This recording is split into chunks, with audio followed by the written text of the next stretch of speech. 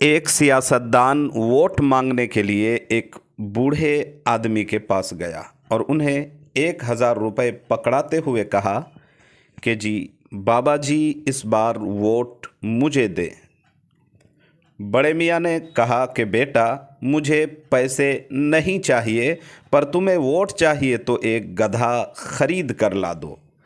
सियासतदान को वोट चाहिए था, वो गधा खरीदने निकल पड़ा, मगर कहीं भी 40,000 रुपये से कम कीमत का कोई गधा नहीं मिला। कम अज़ कम 40,000 का गधा है, इसलिए मैं आपको गधा तो नहीं दे सकता, पर 1,000 रुपये दे सकता हूँ। बाबा जी ने, उस बड़े मियाँ ने कहा, बेटा और शर्मिंदा मत करो, तुम्हारी नज़र में मेरी कीमत गधे से भी कम है।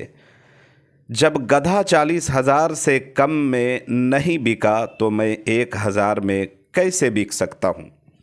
ये हिकायत चूँकि इस वीडियो में इसलिए बताई गई कि आजकल भारत के कई राज्यों में, कई सूबों में इलेक्शन का माहौल चल रहा है।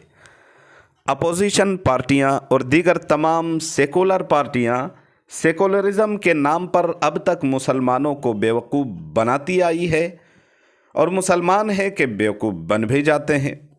और जब मुसलमान मुत्तहिद होकर पार्टी को वोट देते हैं, उम्मीदवार जो कैंडिडेट खड़े होते हैं उसको वोट देते हैं और कैंडिडेट जीत जाते हैं, पार्टी जीत जाती है, तो वही पुरानी रविश, वही तरीका अपनी पुरानी पॉलिसी पर काम करती है और चाल चलती है। इसलिए जो लोग नोट के चक्कर में वोट देते हैं या नोट लेकर वोट देते हैं और अपनी मंशा बदल देते हैं, उनको सोचना चाहिए कि नोट से ज़्यादा वोट की अहमियत है। वोट से ज़्यादा नोट की कोई कीमत और वैल्यू नहीं है।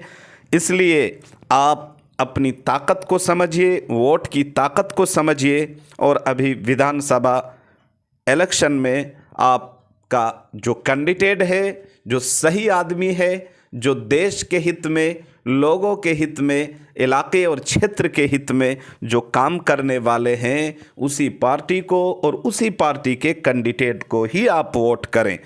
इसका खातिर खा ख्याल रखें, इसलिए कि वोट कटते हैं, छटते हैं, बंटते हैं, इससे खातिर खा बड़ा नुकसान होता है। इसलिए ख्याल रखें और उस वाक़ये से, ये जो हिकायत अभी बताई गई है उस बूढ़े मियाँ की, बड़े मियाँ की, कम अज़ कम उससे ही सबक ले लें।